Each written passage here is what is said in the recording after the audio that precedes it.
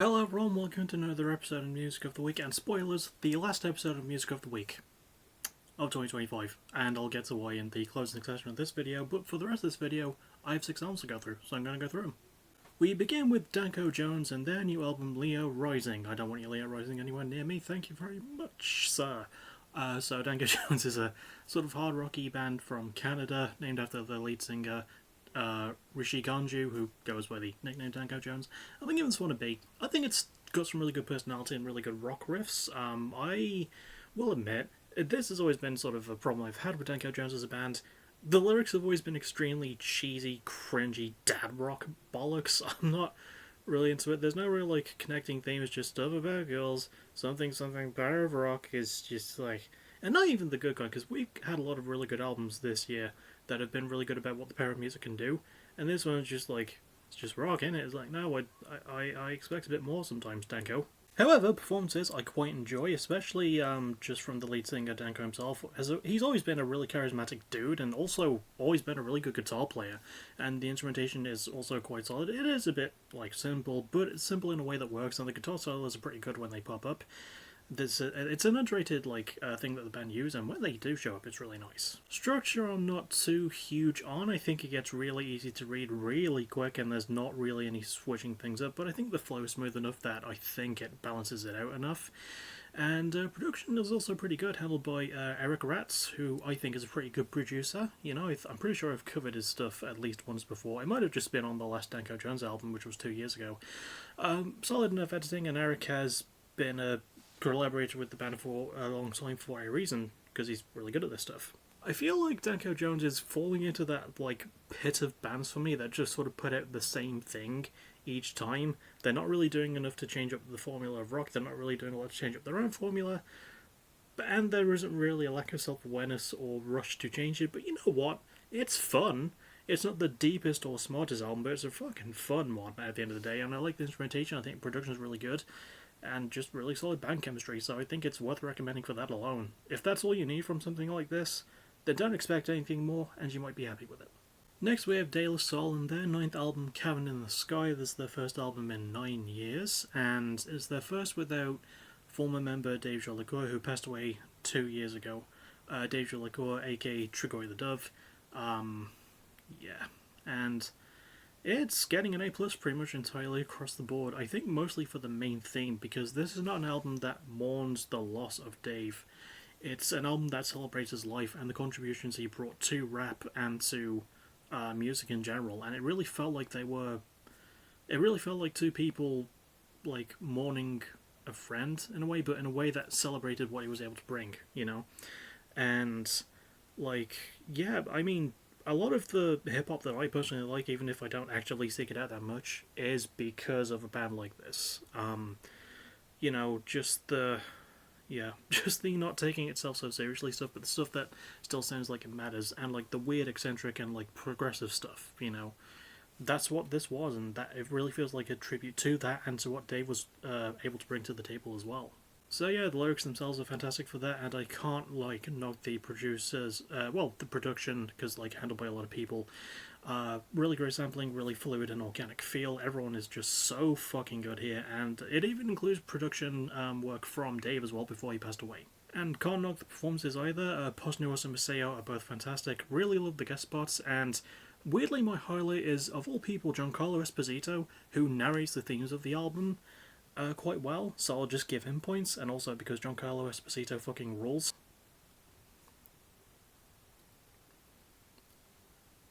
The instrumentation is really great. I love the beat placement. The mix of the prog and jazz rap with lovely influences from an older era is a really, really good fucking vibe and good feel. And structure is great as well. I was going to detract points for the album being long. It's an hour, 10 minutes, 20 seconds, so it is a long set, but the framing and the overall bones of the album are just so fucking strong. The songs fit the narrative brilliantly, and there's just this really great vibe to it, which really makes it feel like a big party to celebrate a friend going away, for lack of a better term, you know? So yeah, this is easily, it might be my number 2 of the year. It was going to be my number 1, but I think I'm dead set on what my number 1 album of the year is.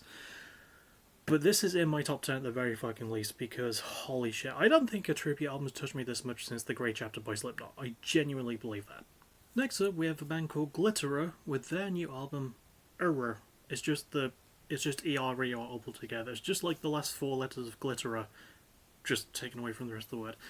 This one is getting an A minus, not an E minus, A minus, let's just specify, because this was some really nicely put together indie shoegazy stuff. The instrumentation was actually quite good. There's a really good style mix on display, and I like the emo and synth and alt rock tinges added in, but it all also feels just so clear and really nice and easy to understand and get on board with. The performance is also really good, working quite well together, and I will highlight guitarist Colin Gorman, who I think is the guitarist, because when I was looking up who the band members were for this one, I think their previous guitarist's name was Connor Moran, I think his name was. I think he left before this one, so I think this first album with Colin, and Colin is a really good guitarist. He probably puts in the best shift here. I like the lyrics just fine. I'm not as keen on them as everything else. I couldn't really find much on themes. I think there's stuff about growth, maybe. I like the writing being quite self-examining, but I feel like it's a bit too loose to cobble together, and also, like, too many gaps in the wording as well, which I find a bit odd. I did enjoy the production though, handled by Arthur Rizk, and Arthur's really good at producing. Really good stuff from him, just a really nice layered vibe to things, and a really warm vibe at that as well. And the structure is also mostly pretty good. I did want a bit more. It's a short album, 10 songs at 24 minutes 24 seconds, so double 24, nice.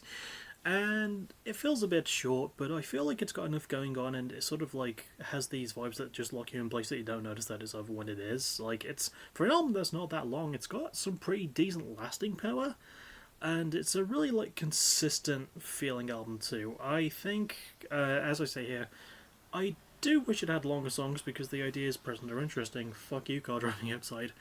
But I will take a brief but satisfying listen over a long, dragged-out, feigned, artsy, fartsy, fart-ass piece of album as well. So, congrats, Glitterer. It was pretty good. Next, we have, surprisingly, a debut. And more surprisingly, not the only debut in this video. I wasn't expecting any this late in the year. We have a band called The Pretty Wild. They're a sort of duo of sisters from Las Vegas, with their first album, 0 Point Genesis. And I'm giving this one an A. This is some really fucking well-handled new metalcore. I think part of the thing that helps with that is that it was produced by, you know, someone named Andrew Wade through a label called Sumerian. I mean, really good fucking start to your career, lasses.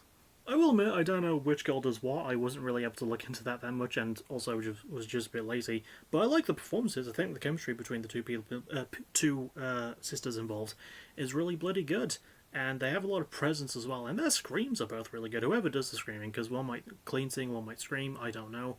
But really good stuff there. Instrumentation, I like the heaviness of the riffs, and it mixes things well enough, and there is good melodies mixed with the heavy moments too. I do think, again, maybe it's a bit tad in its new metalcore approach, but it's a really good basic feel, I think. I do feel like the lyrics could have been a bit better. I really couldn't find a whole bunch on themes, the main one being collapse and rebirth with topics about trauma and so on.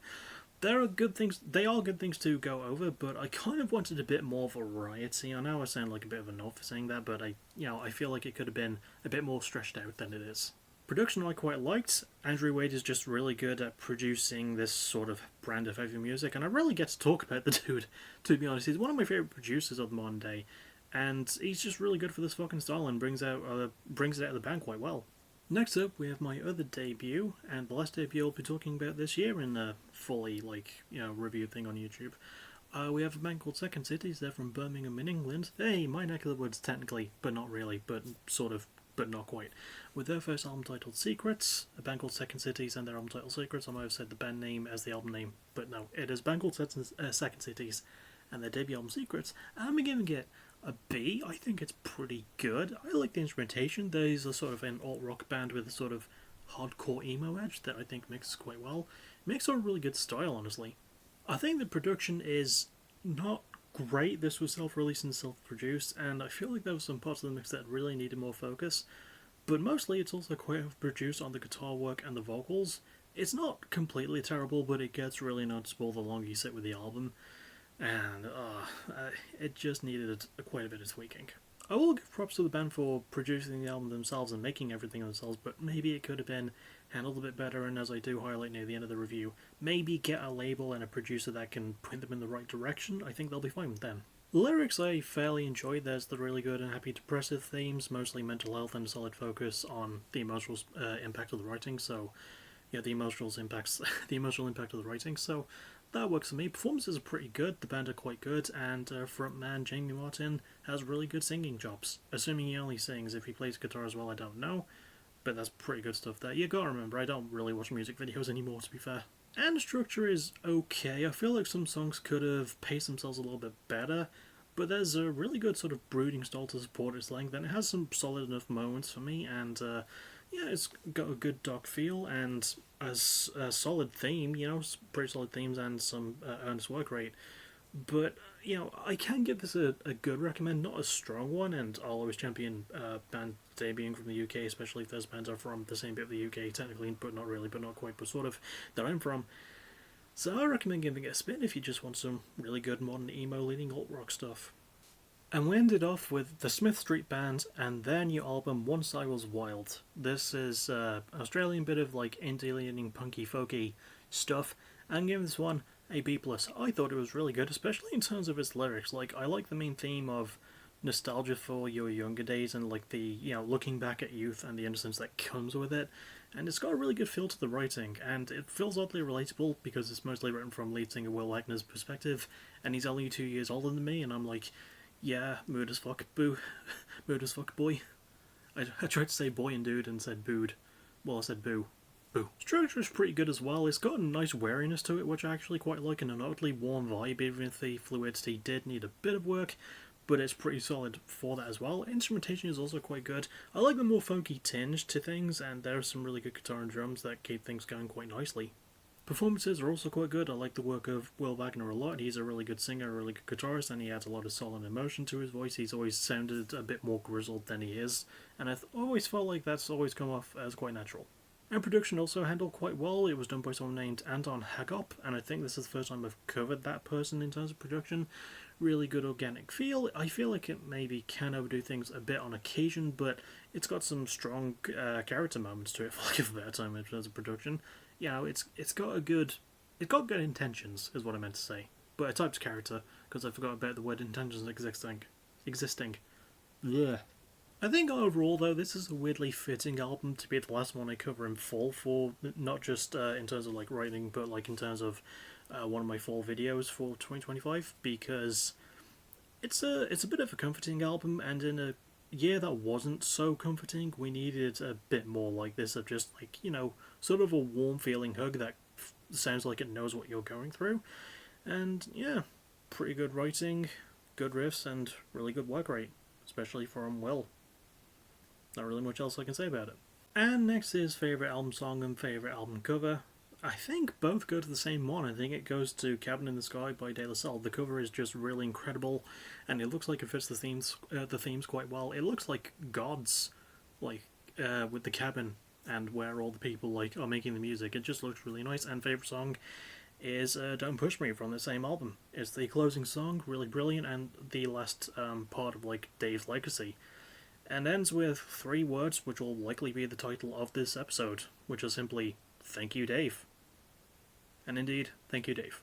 And I won't go into anything for next week because I don't have enough stuff for next week. I tried digging into it and there was only 3 things out tomorrow that I actually sort of gave a shit about. So, that's not enough, and I'd like to get at least 5, and I couldn't even find that many. And most of the stuff I found was either Christmas albums. It's still fucking November, you dicks. I either found Christmas albums, re-releases, or like HD remakes, for lack of a better term, or just things like that. It's all just stuff by artists I don't care about. So, yeah, I'm going to be spending a bit more time than usual, thankfully, catching up on albums to sort out my top 30 for the end of the year. So, no more music of the week for the rest of 2025. I'll see you in 2026. And if you watch any other stuff, I'll see you tomorrow for the return of PBW versus AVW. After Defy the Gods 7. So I'll see you all for that, and probably over the weekend for more Let's Playing of Citizen Sleeper 2, and also, if I can swing it, I do want to get my favourite matches of Season 4 video done. To those who've seen the Season 3 Best Matches one, thank you for watching that one. I'm looking forward to putting together the rest of them, honestly. It took a long time to get 3 done, but I think it was worth it, so that all being said, I'll see you all tomorrow or over the weekend for something, I don't know what. And as always, thank you for watching, you're awesome. And for the last time for 2025, bye-bye.